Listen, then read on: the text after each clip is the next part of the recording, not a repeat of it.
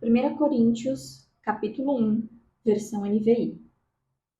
Paulo, chamado para ser apóstolo de Cristo Jesus, pela vontade de Deus, e o irmão Sóstenes, a igreja de Deus que está em Corinto, aos que têm sido santificados em Cristo Jesus e chamados para ser santos, com todos os que, em toda parte, invocam o nome do nosso Senhor Jesus Cristo, Senhor deles e nosso.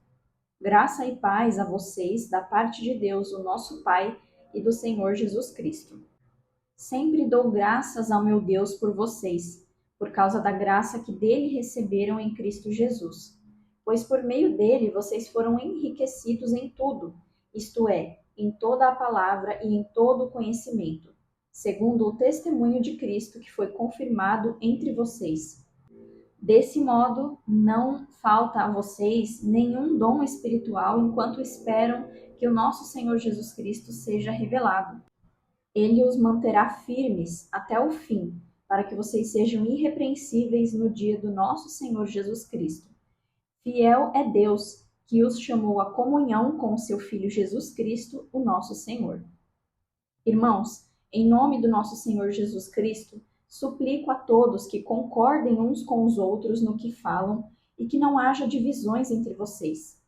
Antes, que todos estejam unidos em um só pensamento e em um só parecer. Meus irmãos, fui informado por alguns da casa de Chloe de que há desavenças entre vocês. Com isso, quero dizer que há entre vocês quem afirma: eu sou de Paulo, eu sou de Apolo, eu sou de Cefas, ou ainda eu sou de Cristo. Acaso Cristo está dividido? Paulo foi crucificado em favor de vocês? Vocês foram batizados em nome de Paulo?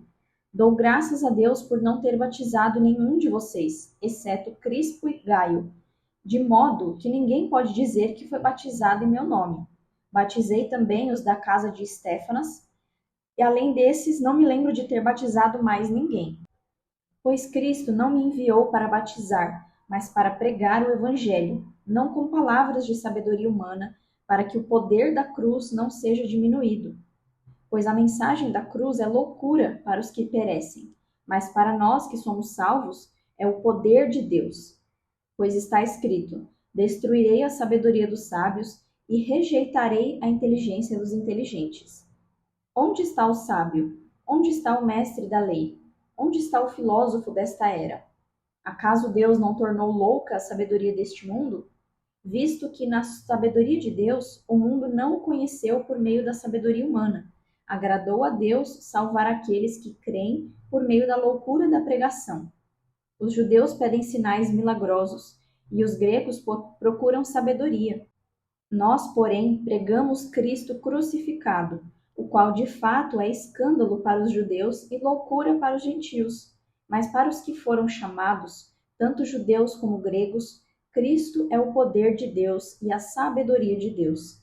Porque a loucura de Deus é mais sábia que a sabedoria humana, e a fraqueza de Deus é mais forte que a força do homem.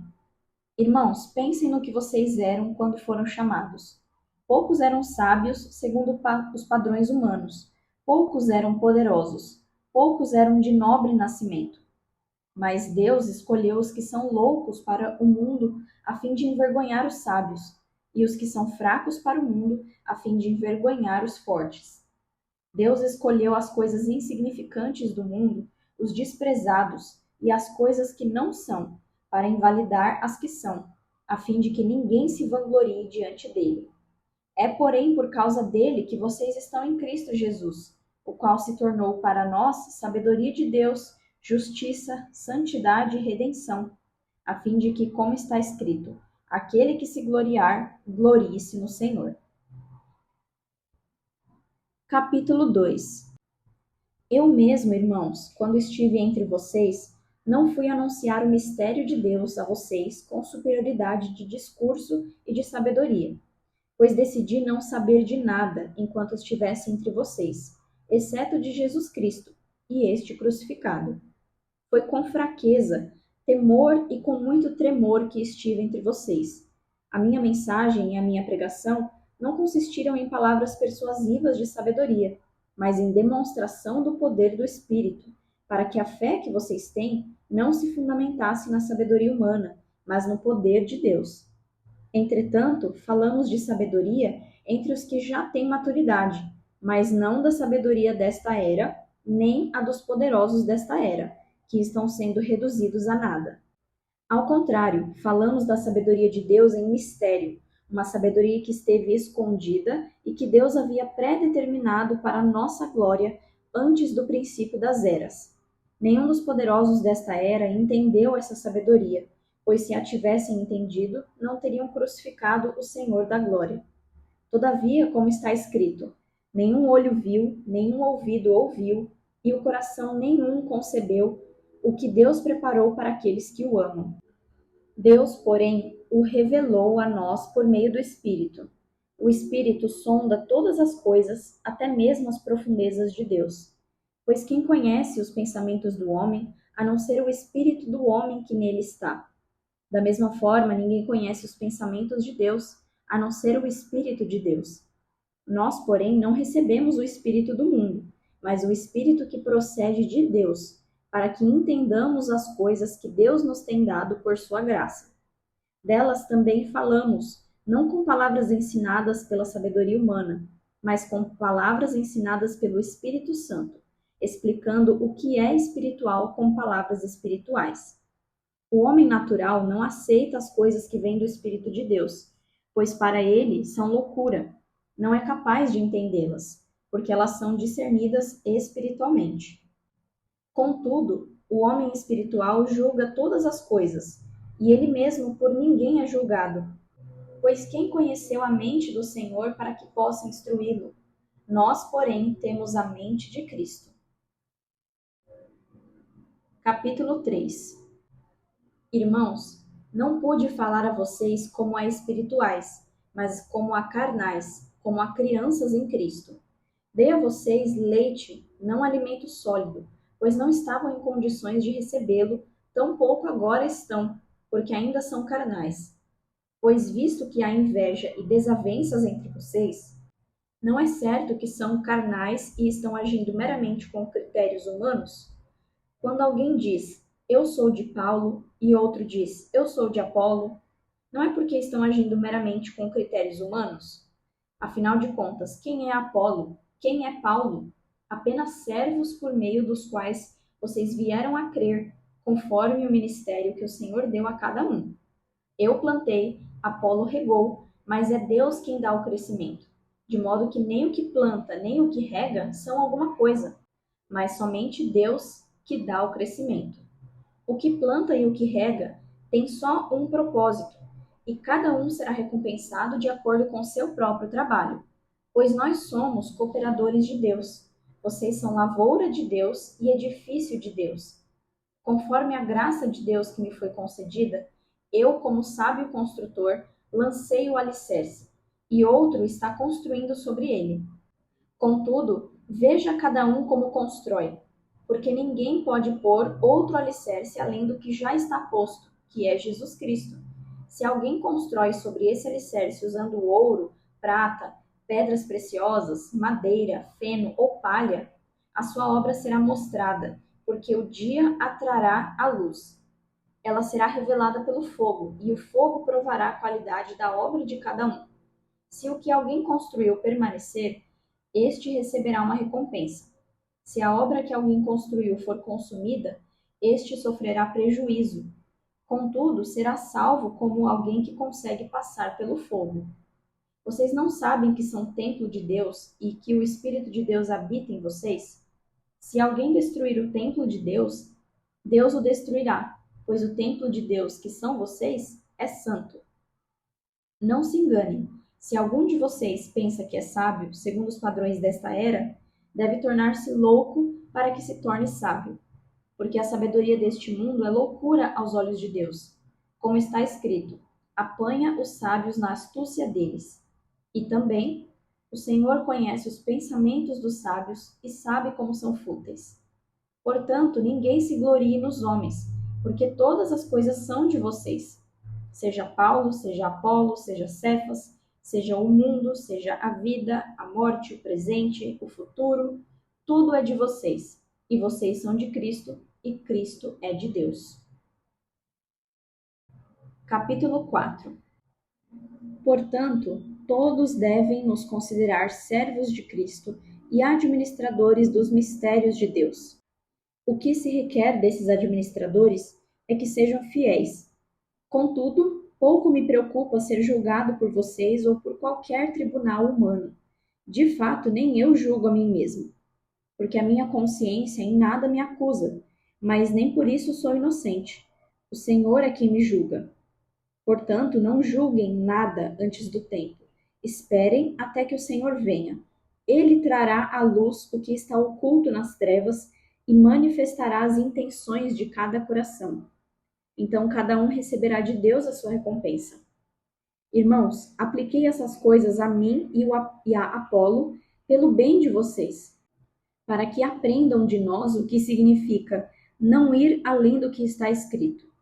Assim, ninguém se orgulhe de um homem em detrimento de outro, pois quem torna você diferente de qualquer outra pessoa?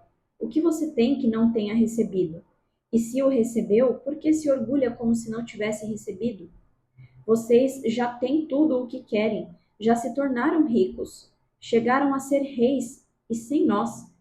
Como eu gostaria que realmente fossem reis, para que nós também reinássemos com vocês. Porque me parece que Deus pôs a nós, os apóstolos, em último lugar, como condenados à morte. Viemos a ser um espetáculo para o universo, tanto para os anjos como para os homens.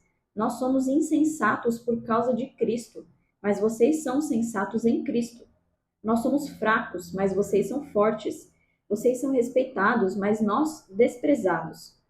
Até agora estamos passando fome, sede e necessidade de roupas. Somos tratados brutalmente, não temos residência certa e trabalhamos arduamente com as próprias mãos.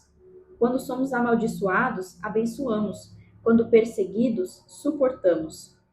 Quando caluniados, respondemos amavelmente. Até agora, tornamo-nos a escória da terra, o lixo do mundo. Não escrevo estas coisas para envergonhar vocês, mas para os aconselhar como a meus filhos amados. Embora possam ter 10.000 tutores em Cristo, vocês não têm muitos pais, pois eu mesmo os gerei em Cristo Jesus por meio do Evangelho. Portanto, suplico que se tornem meus imitadores.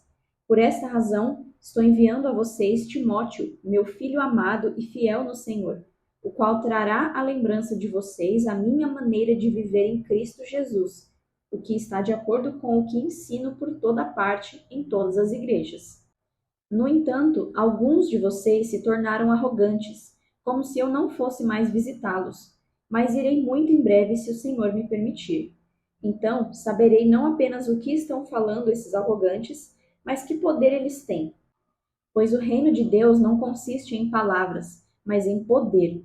O que preferem? Devo ir a vocês com vara ou com amor e espírito de mansidão? Capítulo 5. Por toda parte se ouve que há imoralidade sexual entre vocês, imoralidade que não ocorre nem mesmo entre os pagãos, a ponto de um de vocês ter relações sexuais com a mulher do próprio pai. E vocês estão orgulhosos. Não deviam, porém, estar cheios de tristeza e expulsar da comunhão aquele que fez isso? Apesar de eu não estar presente fisicamente, estou com vocês em espírito, e já condenei aquele que fez isso, como se estivesse presente. Então, em nome do Senhor Jesus Cristo e com o poder dele, quando vocês se reunirem e eu estiver com vocês em espírito, entreguem esse homem a Satanás, para que o corpo seja destruído, a fim de que o espírito dele seja salvo no dia do Senhor. O orgulho de vocês não é bom. Vocês não sabem que um pouco de fermento faz fermentar toda a massa? Livrem-se do fermento velho, para que vocês sejam massa nova e sem fermento, como realmente são. Pois Cristo, o nosso Cordeiro Pascal, foi sacrificado. Por isso, celebremos a festa, nem com o fermento velho, nem com o fermento da maldade e da perversidade, mas com os pães sem fermento, os pães da sinceridade e da verdade. Já escrevi a vocês em carta para não se associarem a pessoas sexualmente imorais. Não me refiro com isso aos imorais deste mundo, nem aos avarentos, nem aos ladrões, nem aos idólatras. Se assim fosse, vocês teriam que sair deste mundo. Mas agora escrevo a vocês que não devem se associar a ninguém que, afirmando ser irmão, seja imoral, avarento, idólatra, caluniador, alcoólatra ou ladrão. Com tal pessoa vocês nem sequer devem comer. Acaso eu deveria julgar os de fora? Vocês não devem julgar os de dentro? Deus julgará os de fora. Expulsem esse perverso do meio de vocês. Capítulo 6. Se algum de vocês tem queixa contra outro irmão, como ousa apresentar a causa para ser julgada pelos injustos em vez de levá-la aos santos? Vocês não sabem que os santos hão de julgar o mundo? Se vocês hão de julgar o mundo, acaso não são capazes de julgar causas de menor importância? Vocês não sabem que haveremos de julgar os anjos? Quanto mais as coisas desta vida. Portanto, quando vocês têm questões relativas às coisas desta vida, nomeiam juízes os que são rejeitados nas questões relativas aos valores da igreja? Digo isso para envergonhá-los. Acaso não há entre vocês alguém suficientemente sábio para julgar uma causa entre irmãos? Em vez disso, porém, um irmão vai ao tribunal contra outro irmão, e isso diante de descrentes. O fato de haver ações judiciais entre vocês já significa uma completa derrota. Por que não preferem sofrer a injustiça? Por que não preferem sofrer o prejuízo? Em vez disso, vocês mesmos causam injustiças e prejuízos, e isso contra irmãos. Vocês não sabem que os injustos não herdarão o reino de Deus? Não se deixem enganar, nem os sexualmente imorais, nem os idólatras, nem os adúlteros, nem homens que têm relações sexuais com outros homens, nem os ladrões, nem os avarentos, nem os alcoólatras, nem os caluniadores, nem os trapaceiros herdarão o reino de Deus. Alguns de vocês foram assim. Contudo, foram lavados, foram santificados, foram justificados no nome do Senhor Jesus Cristo e pelo Espírito do nosso Deus. Tudo me é permitido, mas nem tudo me convém. Tudo me é permitido, mas eu não deixarei que nada me domine. Os alimentos são para o estômago e o estômago para os alimentos, mas Deus destruirá ambos. O corpo, porém, não é para a imoralidade sexual, mas para o Senhor, e o Senhor para o corpo. Deus, pelo seu poder, ressuscitou o Senhor e também nos ressuscitará. Vocês não sabem que o corpo de cada um de vocês é membro de Cristo? Tomarei eu os membros de Cristo e os unirei a uma prostituta? De maneira nenhuma. Vocês não sabem que aquele que se une a uma prostituta é um corpo com ela? Pois está escrito: os dois se tornarão uma só carne. Aquele, porém, que se une ao Senhor é um espírito com ele. Fujam da imoralidade sexual. Todos os outros pecados que alguém comete são cometidos fora do corpo, mas quem comete imoralidade sexual peca contra o próprio corpo. Acaso não sabem que o corpo de vocês é templo do Espírito Santo, que está em vocês, o qual receberam de Deus? Vocês não são de vocês mesmos, foram comprados por um preço. Portanto, glorifiquem a Deus com o corpo de vocês. Capítulo 7. Quanto aos assuntos sobre os quais vocês escreveram, é bom que o homem não tenha relações sexuais com a sua esposa. Digo que, por causa da imoralidade sexual, cada homem deve ter relação sexual com a sua própria esposa, e cada esposa com seu próprio marido. O marido deve cumprir os deveres conjugais para com a sua mulher, e da mesma forma a mulher para com o seu marido. A mulher não tem autoridade sobre o próprio corpo, mas sim o marido. Da mesma forma, o marido não tem autoridade sobre o próprio corpo, mas sim a mulher. Não se recusem um ao outro, exceto por mútuo consentimento e durante certo tempo, para se dedicarem à oração. Depois, unam-se de novo para que Satanás não os tente por falta de domínio próprio. Digo isso como concessão, não como mandamento. Gostaria que todos os homens fossem como eu, mas cada um tem o seu próprio dom da parte de Deus, um de um modo, outro de outro. Digo, porém, aos solteiros e às viúvas, é bom que eles permaneçam como eu. Contudo, se não conseguem se controlar, devem casar-se, pois é melhor casar-se do que arder em desejos. Aos casados dou este mandamento, não eu, mas o Senhor, que a esposa não se separe do marido. No entanto, se ela o fizer, que permaneça sem se casar, ou então que se reconcilie com seu marido. Quanto ao marido, não se divorcie da sua mulher. Aos outros eu mesmo digo isso, não o Senhor. Se um irmão tem mulher descrente e ela se dispõe a viver com ele, não se divorcie dela. Se uma mulher tem marido descrente e ele se dispõe a viver com ela, não se divorcie dele, pois o marido descrente é santificado pela mulher, e a mulher descrente é santificada pelo marido. Se assim não fosse, os seus filhos seriam impuros, mas de fato são santos. Todavia, se o descrente decide se separar, que se separe. Em tais casos, o cônjuge crente não fica debaixo de servidão. Deus nos chamou para vivermos em paz. Você, mulher, como sabe se salvará o seu marido? Ou você, homem, como sabe se salvará a sua esposa? Em todo caso, cada um continue vivendo na condição que o Senhor lhe designou e de acordo com o chamado de Deus. Esta é a minha ordem para todas as igrejas. Foi alguém chamado quando já era circuncidado? Não desfaça a sua circuncisão. Foi alguém chamado sendo incircunciso? Não se circuncide. A circuncisão nada é, tampouco a incircuncisão. O que importa é obedecer aos mandamentos de Deus. Cada um deve permanecer na condição em que foi chamado por Deus. Foi você chamado sendo escravo? Não se incomode com isso. Embora, se você puder conseguir a liberdade, consiga-a. Pois aquele que foi chamado pelo Senhor, sendo escravo, é pessoa livre e pertence ao Senhor. Semelhantemente, aquele que era livre, uma vez chamado, é escravo de Cristo. Vocês foram comprados por um preço. Não se tornem escravos de homens. Irmãos, cada um deve permanecer diante de Deus na condição em que foi chamado. Quanto aos solteiros, não tenho mandamento do Senhor, mas dou o meu parecer como alguém que, pela misericórdia do Senhor, é digno de confiança. Por causa dos problemas atuais, penso que é melhor o homem permanecer como está.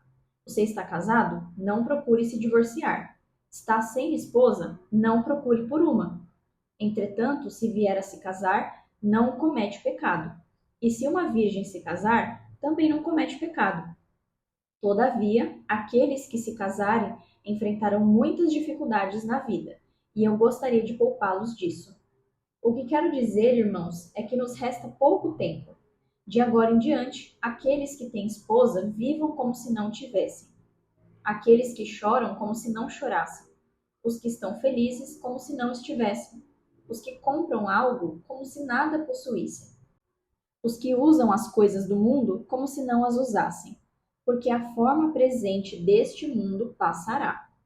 Gostaria que vocês estivessem livres de preocupações. O homem que não é casado preocupa-se com as coisas do Senhor, em como agradar o Senhor. Mas o homem casado preocupa-se com as coisas deste mundo, em como agradar a sua mulher, e está dividido.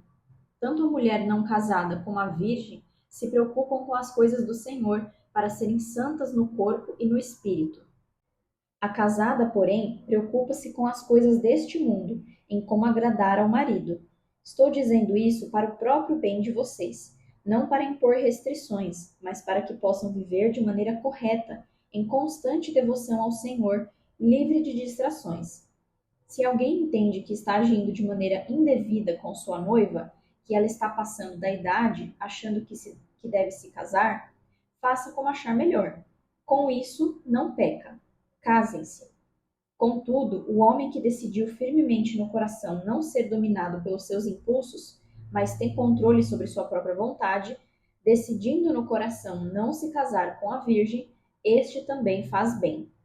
Assim, aquele que se casa com a virgem faz bem, mas aquele que não se casa faz melhor. A mulher está ligada ao marido enquanto ele viver, mas se o marido dela morrer, ela estará livre para se casar com quem quiser, desde que ele pertença ao Senhor. Na minha opinião, ela será mais bem-aventurada se permanecer como está, e penso que eu também tenho o Espírito de Deus. Capítulo 8.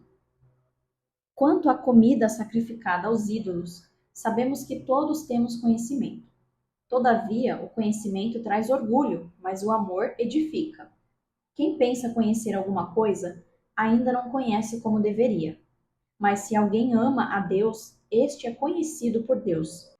Portanto, em relação à comida sacrificada aos ídolos, sabemos que o ídolo não significa nada no mundo e que há um só Deus. Pois mesmo que haja os chamados deuses, quer no céu, quer na terra, como de fato há muitos deuses e muitos senhores, para nós, porém, há um único Deus, o Pai, de quem vêm todas as coisas e para quem vivemos, e um só Senhor Jesus Cristo, por meio de quem vieram todas as coisas e por meio de quem vivemos. No entanto, nem todos têm esse conhecimento. Alguns, visto que ainda consideram a existência do ídolo, comem esse alimento como se fosse um sacrifício idólatra. Então, a consciência fraca deles fica contaminada. A comida, porém, não nos torna aceitáveis diante de Deus. Não seremos piores se não comermos, nem melhores se comermos. Contudo, tenham cuidado para que a liberdade de escolha de vocês não se torne motivo de tropeço para os que são fracos. Pois se alguém que tem a consciência fraca vir você, que tem esse conhecimento, comer em um templo de ídolos, não será induzido a comer do que foi sacrificado a ídolos? Assim, esse irmão fraco, por quem Cristo morreu, é destruído por causa do conhecimento que você tem. Quando você peca dessa maneira contra os seus irmãos, ferindo a consciência fraca deles, peca contra Cristo. Portanto, se a comida que eu como é motivo para o meu irmão pecar, nunca mais comerei carne, para não levar o meu irmão ao pecado. Capítulo 9. Não sou livre? Não sou apóstolo? Não vi Jesus, o nosso Senhor? Não são vocês resultado do meu trabalho no Senhor? Ainda que eu não seja apóstolo para outros, certamente o sou para vocês, pois vocês são o selo do meu apostolado no Senhor. Esta é a minha defesa diante daqueles que me julgam. Não temos nós o direito de comer e beber? Não temos nós o direito de levar em nossa companhia uma esposa crente, como fazem os outros apóstolos, os irmãos do Senhor e Cefas? Ou será que Barnabé e eu somos os únicos que devemos trabalhar para o nosso sustento? Quem serve como soldado custeando as próprias despesas? Quem planta uma vinha e não come do seu fruto? Quem apacenta um rebanho e não bebe do seu leite? Não digo isso do ponto de vista meramente humano. A lei não diz a mesma coisa? Pois está escrito na lei de Moisés: não amordace o boi enquanto estiver debulhando o grão. Por acaso é com bois que Deus está preocupado? Não é certamente por nossa causa que ele o diz? Sim, isso foi escrito em nosso favor, porque o lavrador, quando ara, e o debulhador, quando debulha, devem fazê-lo na esperança de participar da colheita. Se entre vocês semeamos coisas espirituais, seria muito colhermos de vocês coisas materiais? Se outros têm direito de receber o sustento da parte de vocês, não o temos nós ainda mais? Entretanto, nunca usamos esse direito. Ao contrário, suportamos tudo para não pôr obstáculo algum ao Evangelho de Cristo. Vocês não sabem que aqueles que trabalham no templo alimentam-se das coisas do templo e que os que servem diante do altar participam do que é oferecido no altar? Da mesma forma, o Senhor ordenou àqueles que pregam o Evangelho que vivam do Evangelho. Eu, porém, não tenho usado de nenhum desses direitos e não escrevo na esperança de que vocês façam isso por mim, porque prefiro morrer a permitir que alguém me prive desta glória. Contudo, quando prego o Evangelho, não posso me orgulhar, pois me é imposta a necessidade de pregar. Ai de mim se não pregar o Evangelho, porque se prego de livre vontade, tenho recompensa. Contudo, se prego por obrigação, estou simplesmente cumprindo uma incumbência a mim confiada. Qual é, pois, a minha recompensa? Apenas esta: que pregando o Evangelho, eu o apresente gratuitamente, não usando assim dos meus direitos ao pregá-lo. Porque, embora seja livre de todos, fiz-me escravo de todos, a fim de ganhar o maior número possível de pessoas. Para os judeus, tornei-me judeu, a fim de ganhar os judeus. Para os que estão debaixo da lei, tornei-me alguém como se estivesse sujeito à lei, embora eu mesmo não esteja debaixo da lei, a fim de ganhar os que estão debaixo da lei. Para os que estão sem lei, tornei-me sem lei, embora não esteja livre da lei de Deus, mas sim sob a lei de Cristo, a fim de ganhar os que não têm a lei. Para com os fracos, tornei-me fraco, a fim de ganhar os fracos. Tornei-me tudo para com todos, a fim de, por algum meio, salvar alguns. Faço tudo isso por causa do Evangelho, para ser coparticipante dele. Vocês não sabem que, de todos os que correm em uma competição, apenas um ganha o prêmio? Corram de tal modo que alcancem o prêmio.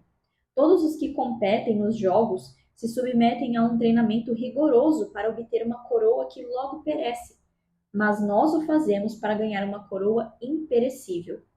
Sendo assim, não corro como quem corre sem alvo e não luto como quem esmurra o ar. Contudo, esmurro o meu corpo e faço dele meu escravo, para que depois de ter pregado aos outros, eu mesmo não venha a ser desqualificado. Capítulo 10.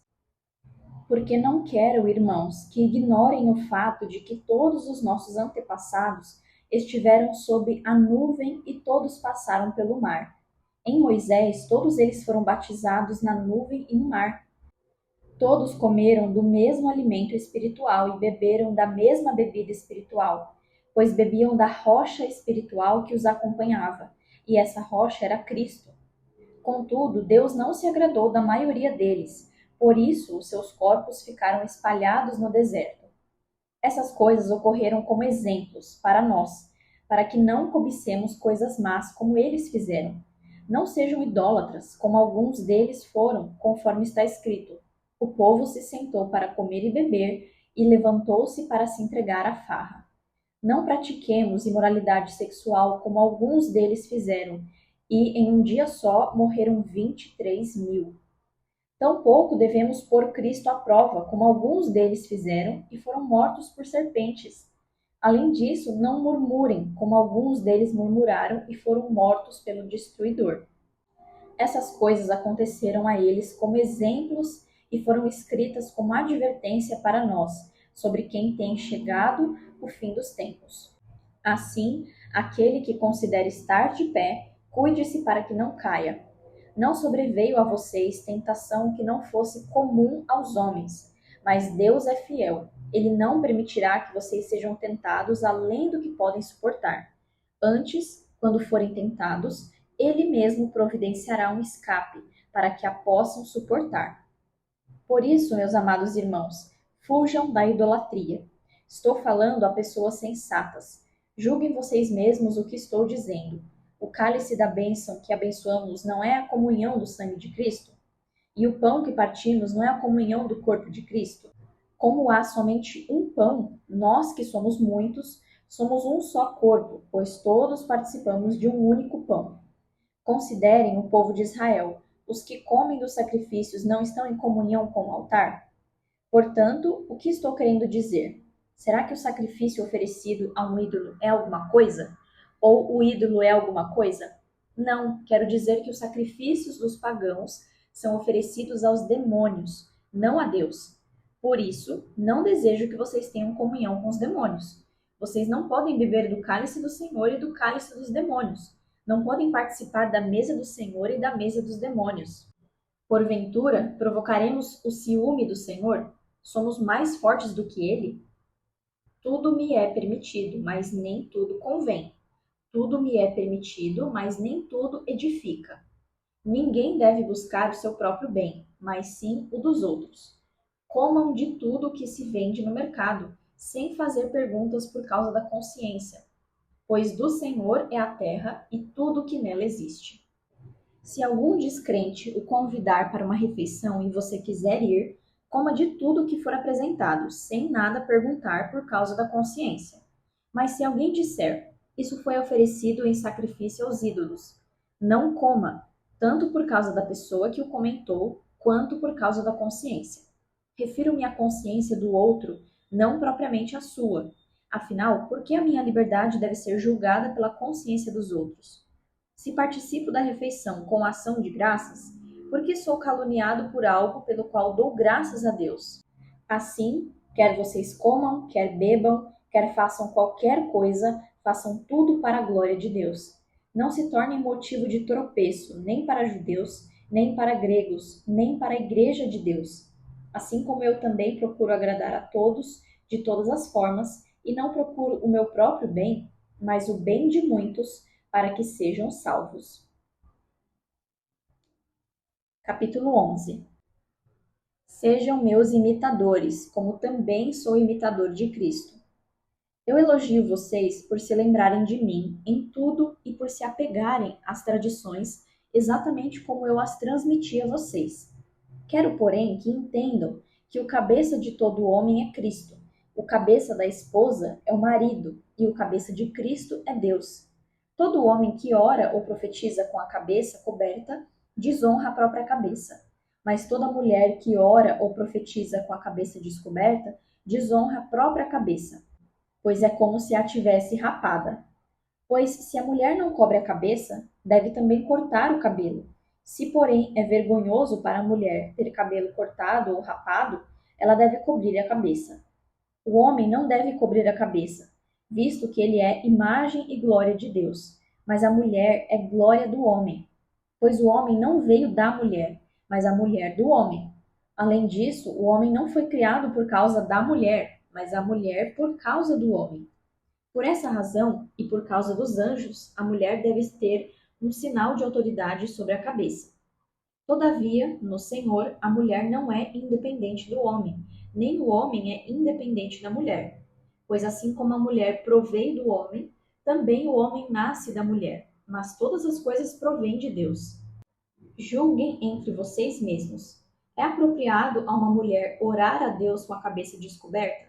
A própria natureza das coisas não ensina a vocês que é uma desonra para o homem ter cabelo comprido, mas que o cabelo comprido é uma glória para a mulher? Pois o cabelo comprido foi dado à mulher como um manto. Mas se alguém quiser polemizar a esse respeito, nós não temos esse costume, nem as igrejas de Deus. Entretanto, ao dar a vocês as instruções seguintes, não os elogio, porque vocês não se reúnem para melhor, mas para pior. Em primeiro lugar, ouço que quando vocês se reúnem como igreja, há divisões entre vocês, e até certo ponto creio nisso, pois é necessário que haja divergências entre vocês para que sejam conhecidos quais entre vocês são aprovados. Quando vocês se reúnem, não é para comer a ceia do Senhor, porque cada um come a sua própria ceia sem esperar pelos outros. Assim, enquanto um fica com fome, outro se embriaga. Será que vocês não têm casa onde comer e beber? Ou desprezam a igreja de Deus e humilham os que nada têm? Que direi a vocês? Eu os elogiarei por isso? Certamente que não.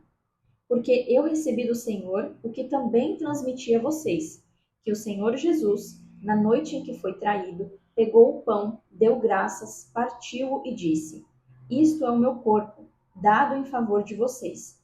Façam isso em memória de mim. Da mesma forma, depois de ter comido o pão, ele pegou o cálice e disse: Este cálice é a nova aliança do meu sangue. Façam isso sempre que o beberem em memória de mim. Porque sempre que comerem deste pão e beberem deste cálice, vocês anunciam a morte do Senhor até que ele venha.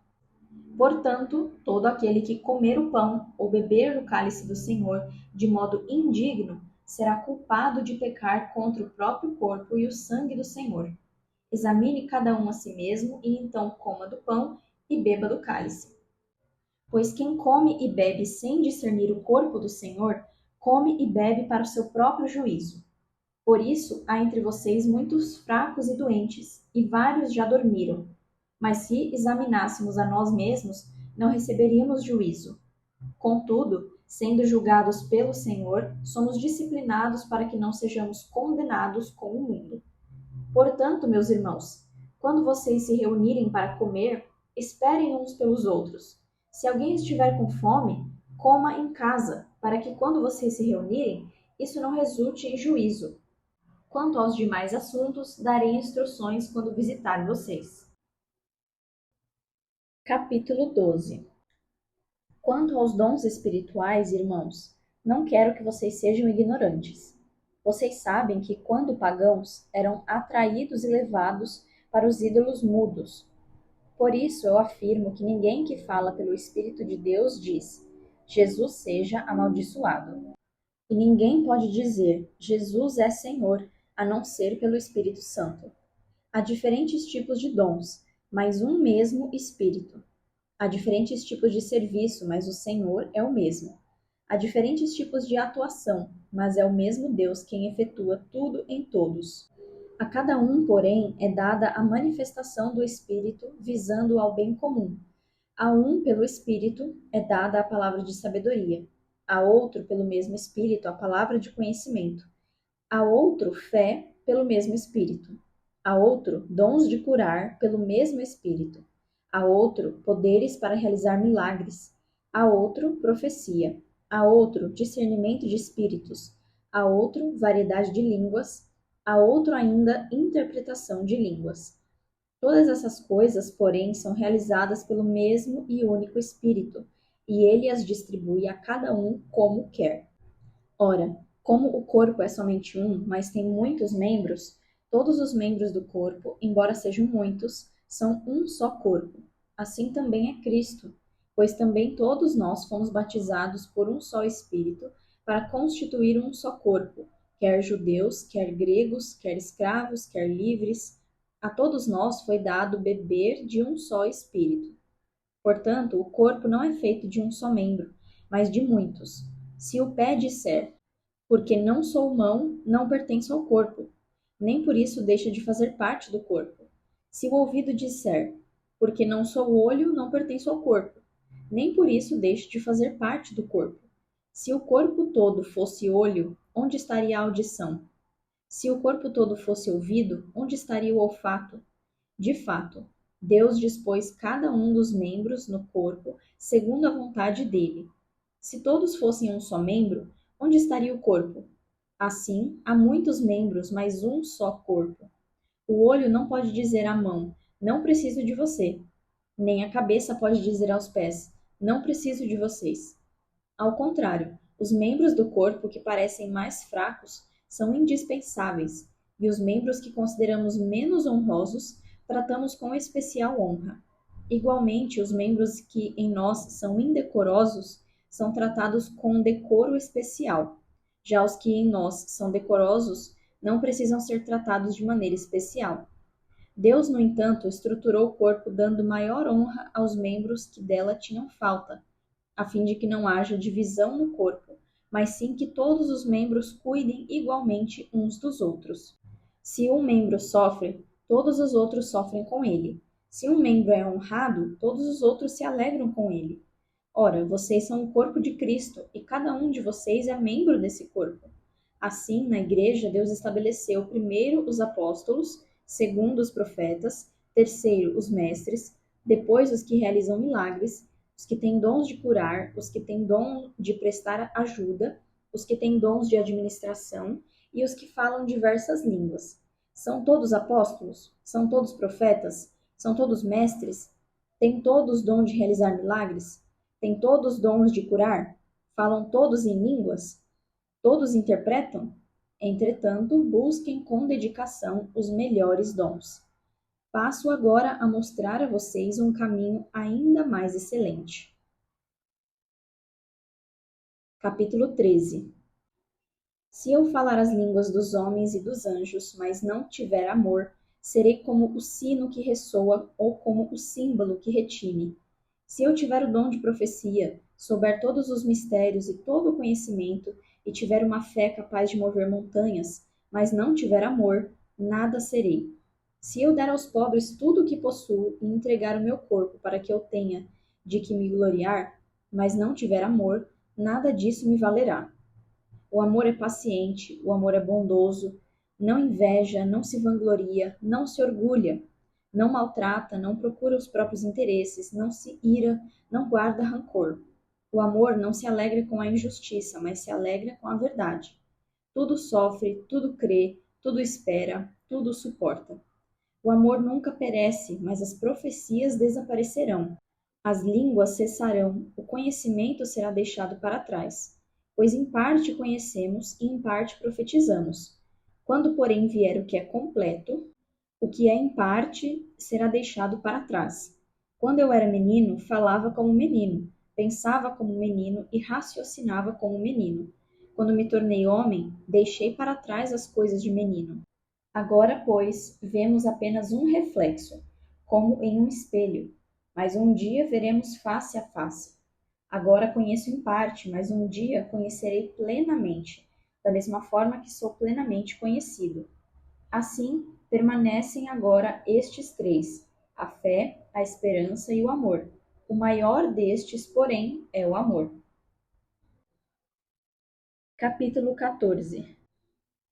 Sigam o amor e busquem com dedicação os dons espirituais, principalmente o de profecia, pois quem fala em línguas não fala por intermédio de homens, mas de Deus. De fato, ninguém o entende. Pelo Espírito fala mistérios, mas quem profetiza o faz para edificação, encorajamento e consolação dos homens. Quem fala em línguas edifica a si mesmo, mas quem profetiza edifica a igreja. Desejo que todos vocês falem em línguas, mas prefiro que profetizem. Quem profetiza é maior do que aquele que fala em línguas, a não ser que as interprete, para que a igreja seja edificada. Agora, irmãos, se eu for visitá-los e falar em línguas, em que serei útil a vocês, a não ser que leve alguma revelação, ou conhecimento, ou profecia, ou ensino? Até no caso de coisas inanimadas que emitem sons, tais como a flauta ou a harpa, como alguém reconhecerá o que está sendo tocado se os sons não forem distintos? Além disso, se a trombeta não emitir um som claro, quem se preparará para a batalha? Assim acontece com vocês. Se não proferirem palavras compreensíveis com a língua, como alguém saberá o que está sendo dito? Vocês estarão simplesmente falando ao ar. Sem dúvida, há diversos idiomas no mundo, e nenhum deles é sem sentido. Portanto, se eu não entender o significado do que alguém fala, serei estrangeiro para quem fala, e ele será estrangeiro para mim. Assim acontece com vocês. Visto que estão ansiosos por terem dons espirituais, procurem crescer naqueles que trazem edificação para a igreja. Por isso, quem fala em línguas, ore para que possa interpretá-las. Pois se oro em línguas, o meu espírito ora, mas a minha mente fica infrutífera. Então o que farei? Orarei com o espírito, mas também orarei com o entendimento. Cantarei com o espírito, mas também cantarei com o entendimento. Se você estiver louvando a Deus em espírito, como poderá aquele que está entre os não instruídos dizer amém à sua ação de graças, visto que não sabe o que você está dizendo? Nesse caso, você dá graças corretamente, mas o outro não é edificado. Dou graças a Deus por falar em línguas mais do que todos vocês.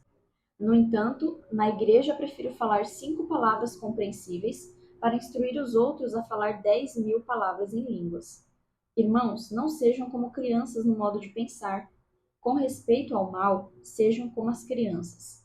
Mas quanto ao modo de pensar, sejam maduros, pois está escrito na lei: por meio de homens de outras línguas e por meio de lábios de estrangeiros, falarei a este povo, mas mesmo assim eles não me ouvirão, diz o Senhor.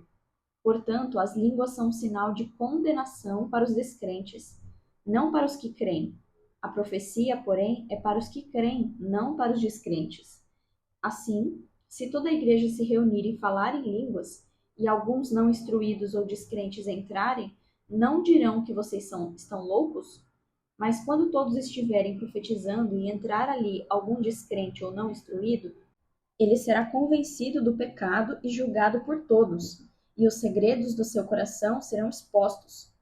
Assim, ele se prostrará e adorará a Deus, exclamando: Deus realmente está entre vocês. Portanto, que diremos, irmãos? Quando vocês se reúnem, um tem salmo, um tem ensino, um tem revelação, um fala em línguas e um tem a interpretação. Tudo seja feito para a edificação da igreja. Se, porém, alguém falar em línguas, devem falar 2, no máximo 3, um de cada vez, e alguém deve interpretar. Se não houver intérprete, fique calado na igreja, falando consigo mesmo e com Deus. Quanto aos profetas, que falem 2 ou 3, e os outros julguem cuidadosamente o que foi dito. Se vier uma revelação a alguém que está sentado, cale-se o primeiro, pois vocês todos podem profetizar, cada um por sua vez, de forma que todos sejam instruídos e encorajados. O espírito dos profetas está sujeito aos profetas, pois Deus não é Deus de desordem, mas de paz.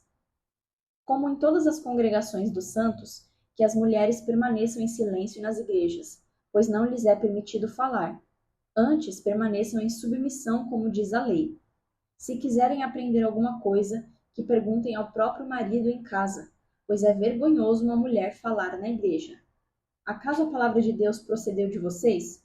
São vocês os únicos alcançados por ela? Se alguém pensa que é profeta ou espiritual, reconheça que é mandamento do Senhor o que estou escrevendo a vocês. Mas se alguém ignorar isso, ele mesmo será ignorado. Portanto, meus irmãos, busquem com dedicação o profetizar e não proíbam que se fale em línguas. Tudo, porém, deve ser feito com decência e ordem. Capítulo 15. Irmãos, quero lembrá-los do evangelho que preguei a vocês, o qual receberam e no qual estão firmados. Por meio deste evangelho vocês são salvos, se guardarem firmemente a palavra que preguei a vocês. Caso contrário, vocês têm crido em vão. Pois o que primeiramente transmiti a vocês foi o que também recebi, que Cristo morreu pelos nossos pecados, segundo as Escrituras. Foi sepultado e ressuscitou no terceiro dia, segundo as Escrituras. Apareceu a Cefas e mais tarde aos 12. Depois disso, apareceu a mais de 500 irmãos de uma só vez, a maioria dos quais ainda vive, embora alguns já tenham adormecido. Em seguida, apareceu a Tiago e então a todos os apóstolos. Finalmente, como a um que nasceu fora de tempo, apareceu também a mim, pois eu sou o menor dos apóstolos e nem sequer mereço ser chamado apóstolo, porque persegui a igreja de Deus. Mas pela graça de Deus, sou o que sou, e a sua graça para comigo não foi inútil. Antes, trabalhei mais do que todos eles, contudo, não eu, mas a graça de Deus comigo. Portanto, quer tenha sido eu, quer tenham sido eles, é isto que pregamos, e é nisto que vocês creram. Ora, se é pregado que Cristo ressuscitou dentre os mortos, como alguns de vocês dizem que não existe ressurreição dos mortos? Se não há ressurreição dos mortos, Cristo não ressuscitou. Se Cristo não ressuscitou, é inútil a nossa pregação, como também é inútil a fé que vocês têm. Mais que isso, seremos considerados falsas testemunhas de Deus, pois contra ele testemunhamos que ressuscitou a Cristo dentre os mortos. Mas se os mortos não ressuscitam, ele também não ressuscitou a Cristo. Pois se os mortos não ressuscitam, então Cristo não ressuscitou. Se Cristo não ressuscitou, a fé que vocês têm é inútil e ainda estão nos seus pecados. Nesse caso, também os que dormiram em Cristo pereceram. Se é somente para esta vida que temos esperança em Cristo, somos os mais miseráveis de todos os homens. Contudo, de fato, Cristo ressuscitou dentre os mortos, sendo ele as primícias entre aqueles que dormiram. Visto que a morte veio por meio de um homem, também a ressurreição dos mortos veio por meio de um homem. Da mesma forma que em Adão todos morrem, em Cristo todos voltarão a viver, mas cada um por sua vez. Cristo as primícias, depois, quando ele vier, os que lhe pertencem. Então virá o fim, quando ele entregar o reino a Deus, o Pai, depois de ter destruído todo o domínio, toda a autoridade e todo o poder. Pois é necessário que ele reine até que todos os seus inimigos sejam postos debaixo dos seus pés. O último inimigo a ser destruído é a morte, porque ele sujeitou todas as coisas debaixo dos seus pés. Ora, quando se diz que todas as coisas lhe foram sujeitas, fica claro que isso não inclui o próprio Deus, que submeteu a Cristo todas as coisas. Quando, porém, tudo estiver sujeito a ele, então o próprio Filho se sujeitará àquele que todas as coisas lhe sujeitou, a fim de que Deus seja tudo em todos. Se não há ressurreição, o que farão aqueles que se batizam por causa dos mortos? Se absolutamente os mortos não ressuscitam, por que se batizam por causa deles? Quanto a nós, por que nos expomos a perigos o tempo todo? Todos os dias enfrento a morte, irmãos. Isso digo pelo orgulho que tenho de vocês em Cristo Jesus, o nosso Senhor. Se foi por meras razões humanas que lutei com feras em Éfeso, o que ganhei com isso? Se os mortos não ressuscitam, comamos e bebamos, porque amanhã morreremos. Não se deixem enganar. As más companhias corrompem os bons costumes. Recuperem o bom senso como convém e parem de pecar, pois alguns são ignorantes quanto a Deus. Digo isso para a vergonha de vocês. Mas alguém pode perguntar: como os mortos ressuscitam? Com que espécie de corpo virão? Insensato, o que você semeia não nasce, a não ser que morra.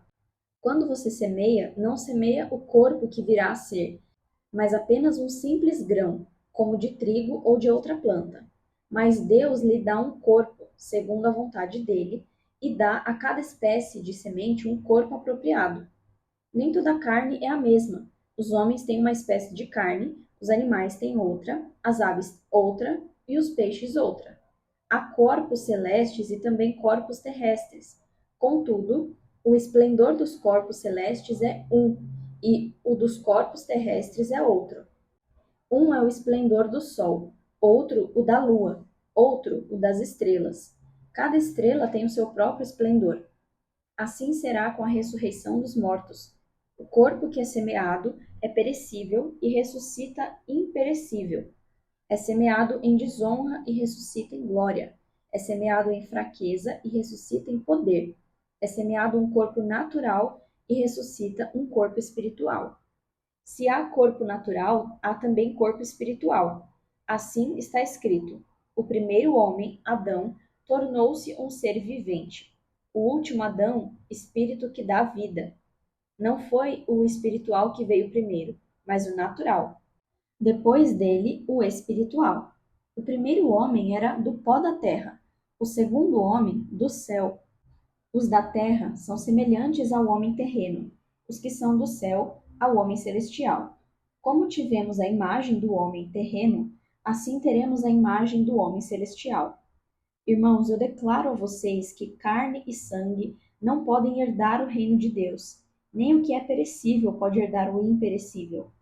Eis que eu digo um mistério: nem todos dormiremos, mas todos seremos transformados em um momento, em um abrir e fechar de olhos, ao som da última trombeta. Pois a trombeta soará, os mortos ressuscitarão incorruptíveis e nós seremos transformados. Pois é necessário que o que é corruptível se revista de incorruptibilidade, e o que é mortal se revista de imortalidade. Quando, porém, o que é corruptível se revestir de incorruptibilidade e o que é mortal de imortalidade, então se cumprirá a palavra que está escrita: a morte foi tragada pela vitória. Onde está, ó morte, a sua vitória? Onde está, ó morte, o seu aguilhão? O aguilhão da morte é o pecado, e o poder do pecado é a lei. Mas graças a Deus que nos dá a vitória por meio do nosso Senhor Jesus Cristo. Portanto, meus amados irmãos, mantenham-se firmes e inabaláveis. Sejam sempre dedicados à obra do Senhor, pois vocês sabem que no Senhor o trabalho de vocês não é inútil. Capítulo 16. Quanto à coleta para os santos, façam como ordenei às igrejas da Galácia. No primeiro dia da semana, cada um de vocês separe uma quantia em dinheiro, de acordo com a sua renda, reservando-a para que não seja preciso fazer coletas quando eu chegar. Então, quando eu chegar, entregarei cartas de recomendação aos homens que vocês aprovarem e os enviarei a Jerusalém com a oferta de vocês. Se me parecer conveniente ir também, eles me acompanharão. Depois de passar pela Macedônia, irei visitá-los, já que passarei por lá. Talvez eu permaneça com vocês durante algum tempo, ou até mesmo passe o inverno aí, para que me ajudem a seguir viagem aonde quer que eu vá. Desta vez não quero apenas vê-los e fazer uma visita de passagem. Espero ficar algum tempo com vocês, se o Senhor me permitir. Mas permanecerei em Éfeso até o Pentecoste, porque uma porta ampla e promissora me foi aberta e há muitos adversários. Se Timóteo for, tomem providências para que ele não tenha nada a temer enquanto estiver com vocês, pois ele trabalha na obra do Senhor assim como eu. Portanto, ninguém o despreze. Ajudem-no a prosseguir viagem em paz, para que possa voltar a mim. Eu o estou esperando com os irmãos. Quanto ao irmão Apolo, pedi a ele que fosse com os irmãos visitar vocês. Ele não quis ir agora de jeito nenhum, mas irá quando a oportunidade for adequada. Estejam vigilantes, mantenham-se firmes na fé, sejam corajosos, sejam fortes. Façam tudo com amor. Vocês sabem que os da casa de Estéfanas foram o primeiro fruto da Acaia e que eles têm se dedicado ao serviço do santo. Recomendo, irmãos, que se submetam a pessoas como eles e a todos os que cooperam e trabalham conosco. Alegrei-me com a vinda de Estéfanas, Fortunado e Acaico, porque eles supriram o que estava faltando da parte de vocês. Eles trouxeram alívio ao meu espírito e ao de vocês também. Homens como estes merecem reconhecimento. As igrejas da província da Ásia enviam saudações. Áquila e Priscila os saúdam afetuosamente no Senhor, como também a igreja que se reúne na casa deles. Todos os irmãos daqui enviam saudações. Saúdem uns aos outros com beijo santo. Eu, Paulo, escrevo esta saudação de próprio punho. Se alguém não ama o Senhor, seja amaldiçoado. Maranata, a graça do Senhor Jesus seja com vocês. Meu amor a todos vocês em Cristo Jesus. Amém.